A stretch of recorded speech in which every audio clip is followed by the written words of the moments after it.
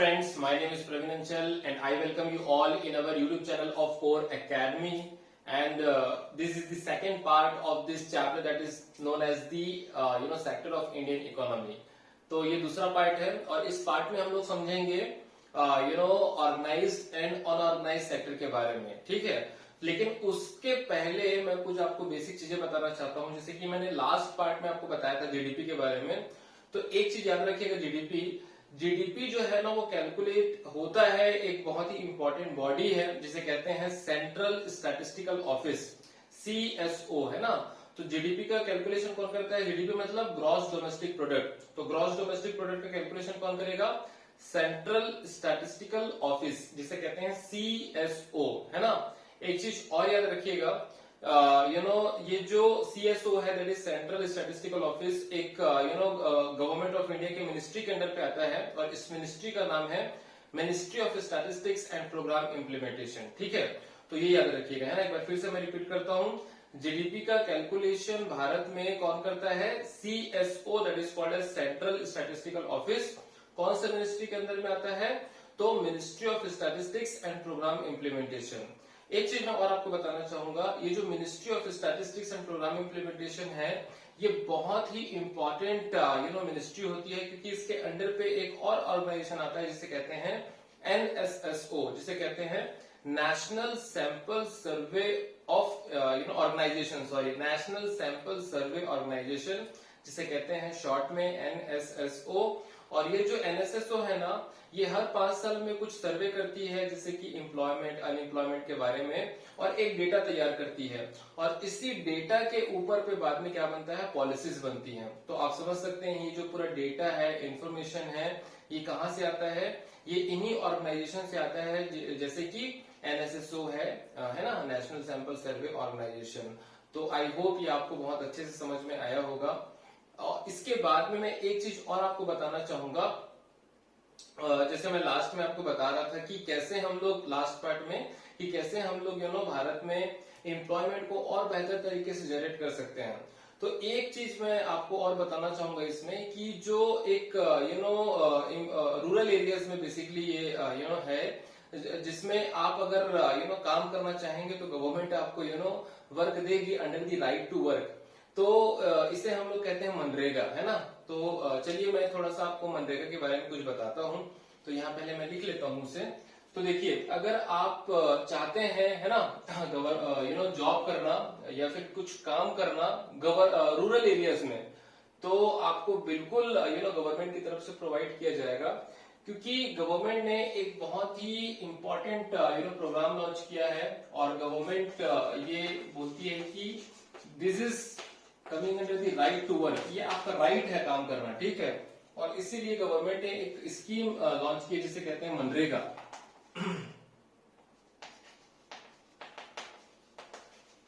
है ना, क्या कहते हैं इसे? मनरेगा, जो कि कब आया था? 2005 में आया था, 2005 में आया था ये मनरेगा, 2005 में, ठीक है। देखिए पहले इसका नाम क्या था? नरेगा था। तो नरेगा मतलब कि national rural employment guarantee act, ठीक है। बाद में इसका नाम क्या कर दिया गया? मनरेगा कर दिया गया, ठीक है। महात्मा गांधी के नाम को इसमें ऐड किया गया है। तो Mahatma Gandhi national rural employment guarantee act, तो ये हो गया मनरेगा, है ना। ये कब लॉन्च हुआ था? 2005 में। तो नाम आप पढ़िएगा, महात्मा गांधी के नाम के ऊपर बना है ये, है ना। नेशनल मतलब कि पूरे देश भर में लागू होगा ये। रूरल मतलब कि देश के किन हिस्सों में लागू होगा? जो रूरल एरियाज है। एम्प्लॉयमेंट मतलब कि आपको जो है इसमें रोजगार मिलेगा।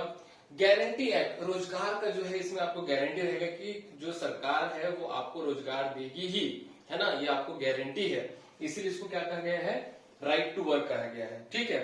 अब इसमें कुछ प्रोविजंस है जो मैं आपको बताना चाहूंगा। इसमें जो गवर्नमेंट ना 100 डेज का फिक्स्ड आपको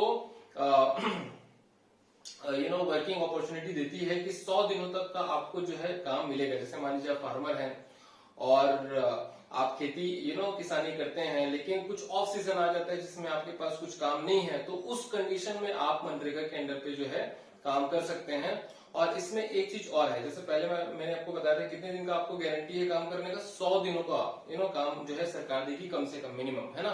और उसके बाद में एक और चीज है कि मान लीजिए आपने अप्लाई किया और आपको अप्लाई करने के 15 दिन तक, आपको 15 दिन के बाद जो है वो जॉब नहीं प्रोवाइड कर पाई गवर्नमेंट, तो उस केस में गवर्नमेंट जो है आपको बेरोजगारी भत्ता देगी, है ना, अनएम्प्लॉयमेंट अलाउंस देगी उस केस में। तो ये एक बहुत ही दूसरा बहुत ही अच्छा फीचर है।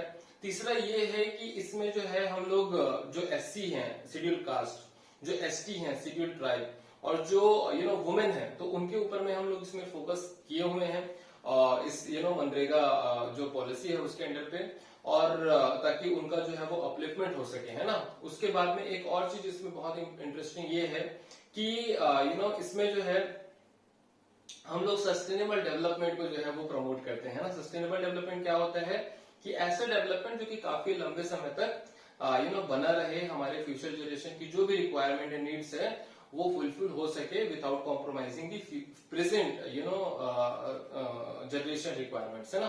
तो जो आज के जनरेशन की रिक्वायरमेंट उसको बिना कॉम्प्रोमाइज किए फ्यूचर जनरेशन में जो भी हमें चाहिए वो फुलफिल हो सके, ऐसे ऐसे डेवलपमेंट को क्या कहते हैं, सस्टेनेबल डेवलपमेंट कहते हैं, ठीक है। इसके बाद में एक चीज और मैं आपको बताना चाहूंगा कि ये जो मनरेगा है, अगर मान लीजिए कुछ स्टेट गवर्नमेंट अगर चाहती है कि 100 दिन से ज्यादा भी बढ़ा के वो दे अपने सिटीजन्स को, तो बिल्कुल वो कर सकती है। जैसे छत्तीसगढ़ की जो सरकार है वो 150 दिनों का जो है वो मनरेगा के अंदर पे काम प्रोवाइड करती है।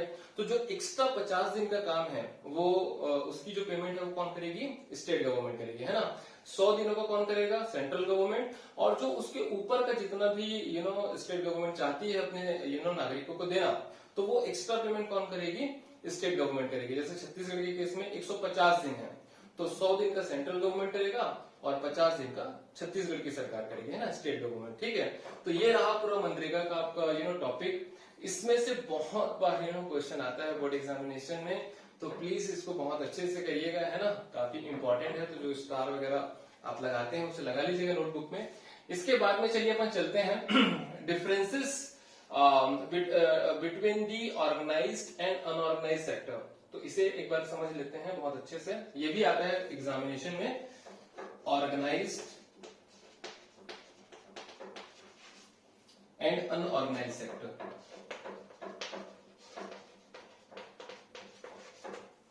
ऑर्गेनाइज्ड एंड अनऑर्गेनाइज्ड सेक्टर, तो देखिएगा इसमें जो सबसे पहला पॉइंट मैं आपको बताना चाहूंगा वो ये है कि सबसे पहले तो यहां बीच से इसको बाइफरकेट कर लेते हैं, है ना। अब इसमें जो सबसे पहला पॉइंट मैं आपको बताना चाहूंगा वो ये है कि यहां पर जो है आपको ऑर्गेनाइज्ड जो सेक्टर है वो it follows the rules and regulation, है ना, follows rules and regulation, ठीक है। लेकिन जो अनऑर्गेनाइज्ड सेक्टर होता है वहां पर रूल्स और रेगुलेशन होता है लेकिन उसको फॉलो इम्प्लीमेंटेशन नहीं हो पाता है उसमें, ठीक है। आउट ऑफ गवर्नमेंट कंट्रोल लिख लीजिए, आउट ऑफ गवर्नमेंट कंट्रोल, है ना, ये गवर्नमेंट के नियंत्रण से बाहर रहता है। दूसरा पॉइंट यहां पर लिखिएगा, सेकेंड पॉइंट, यहां पर सैलरी बहुत अच्छी होती है, हाई सैलरी, है ना, हाई सैलरी। यहां पर जस्ट अपोजिट होगा, second point will be low salary,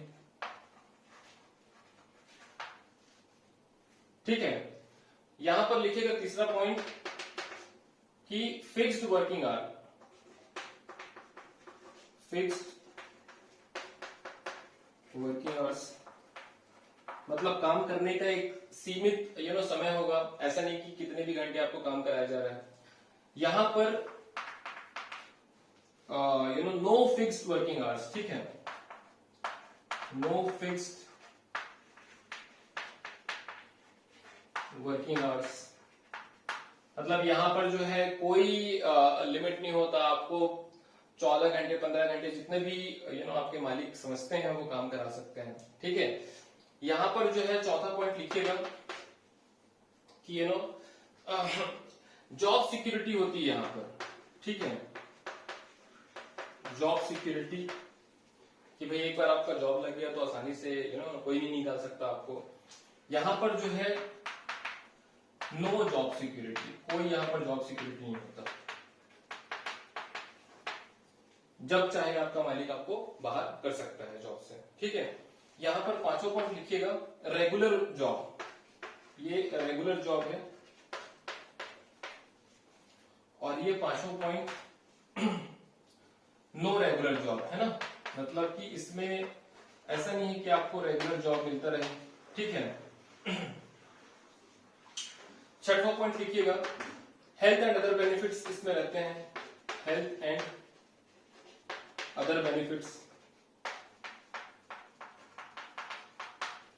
ठीक है। यहां पर लिखिएगा हेल्थ एंड अदर बेनिफिट्स, मतलब यहां पर देखिए हेल्थ जो इंश्योरेंस वगैरह होता है, अदर बेनिफिट्स में आपका पीएफ प्रोविडेंट फंड है ना, और जो अगर मान लीजिए कि कभी आप ओटी करते हैं, ओवर टाइम करते हैं, तो उसका एक्स्ट्रा आपका पेमेंट होता है।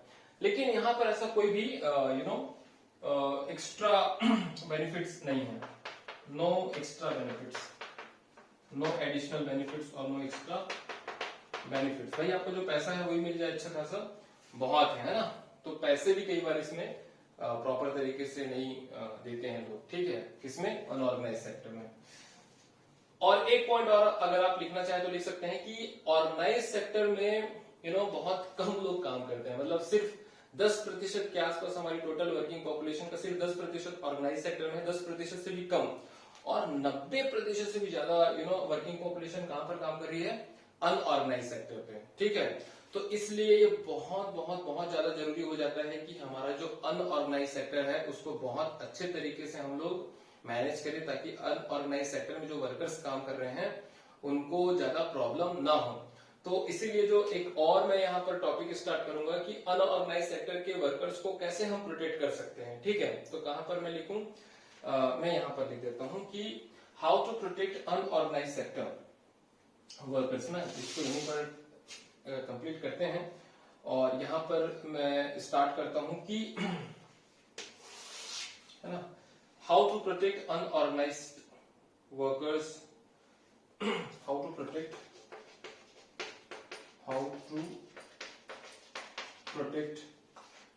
अनऑर्गेनाइज्ड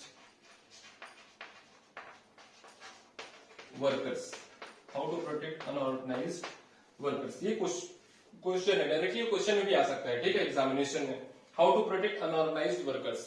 तो देखिए सबसे पहला पॉइंट मैं आपको बताना चाहूंगा कि जो भी लॉ है हमारे देश में, that should be properly implemented. मतलब पहला पॉइंट क्या लिखेंगे आप लोग, the law should be properly implemented, specially labour law, क्योंकि अगर एक बार लेबर लॉ इंप्लीमेंट हो गया ना तो आसानी से जो ओनर है वो वर्कर्स को बाहर नहीं कर सकते, ठीक है, लेबर लॉ का होना बहुत जरूरी है।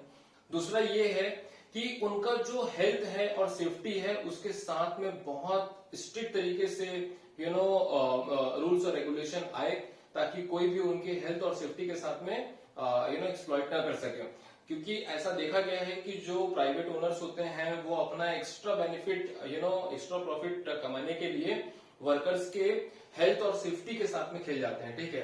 तो ये बिल्कुल नहीं होना चाहिए। तीसरा ये है कि ऐसा देखा गया है कि उनकी वेजेस बहुत कम होती है, सैलरी बहुत कम होती है, जिससे इमरजेंसी के टाइम पे उनके पास पैसा नहीं होता। इसीलिए सरकार को ये कोशिश करना चाहिए कि उनको इंश्योरेंस की फैसिलिटी भी मिल सके, ताकि इमरजेंसी में उनको कहीं अपना छोटा जमीन, नॉर्मली उनके पास छोटा ही जमीन होता है, जमीन वगैरह को बेचना ना पड़े, है ना, प्रॉपर्टी वगैरह को बेचना ना पड़े। इसीलिए उनको इंश्योरेंस स्कीम देना बहुत जरूरी है, जो अफोर्डेबल हो, रिजनेबल प्राइस पे उनको अवेलेबल हो। चौथा मैं ये बोलना चाहूंगा कि जो स्मॉल स्केल इंडस्ट्री है ना उसको बहुत ज्यादा प्रमोट करने की जरूरत है, क्योंकि स्मॉल स्केल इंडस्ट्री ही ऐसा इंडस्ट्री है जो कि सबसे ज्यादा जॉब हमारे देश में देता है ना। तो स्मॉल स्केल इंडस्ट्री को प्रमोट करना चाहिए। पांचवा ये है कि बहुत ज्यादा नंबर पे जो अनऑर्गेनाइज्ड वर्कर्स हैं वो फार्मिंग फील्ड पे हैं, तो फार्मिंग फील्ड से उनको हटाकर दूसरे सेक्टर में ले जाने की जरूरत है, ताकि जो फार्मिंग फील्ड पे इतना ज्यादा बर्डन है वो कम हो सके। एक और पॉइंट मैं इसमें जोड़ना चाहूंगा, जो हमारे रूरल एरियाज में जो कंस्ट्रक्शन एक्टिविटीज, चाहे वो स्कूल बनाने का काम हो, चाहे रोड बनाने का काम हो, चाहे इरिगेशन कैनल बनाने का काम हो, वो थ्रू आउट द ईयर चलते रहना चाहिए, ताकि जो वर्कर्स हैं उनको काम के लिए दूसरे जगह पे माइग्रेट ना करना पड़े। तो ये कुछ बेसिक सॉल्यूशंस हैं जिससे कि हम लोग अनऑर्गेनाइज वर्कर्स को क्या कर सकते हैं, प्रोटेक्ट कर सकते हैं। तो आई होप ये आपको बहुत अच्छे से समझ में आया होगा। एक बार फिर से मैं रिपीट करता हूँ, जो मैं मनरेगा का टॉपिक बताया वो बहुत इंपॉर्टेंट एग्जामिनेशन में आता है। ये जो डिफरेंसेस है बिटवीन ऑर्गेनाइज्ड एंड अनऑर्गेनाइज्ड, आप अनसॉल्व पेपर ओपन करके देख लीजिएगा, कई बार क्वेश्चन इसके ऊपर में आया गया है। और how to protect unorganised workers that I have also explain to you, है ना। तो इस पूरे लेक्चर में इतना ही है। I hope you are maintaining very solid notes. अब इसके बाद जो नेक्स्ट हम लोग लेक्चर देखेंगे उसमें हम लोग पढ़ेंगे on the basis of ownership, that is public and private sector, है ना। तो we will meet you in the next video. If you have any doubt, problem, confusion, you can please comment below and let me know. So thank you, bye bye, take care.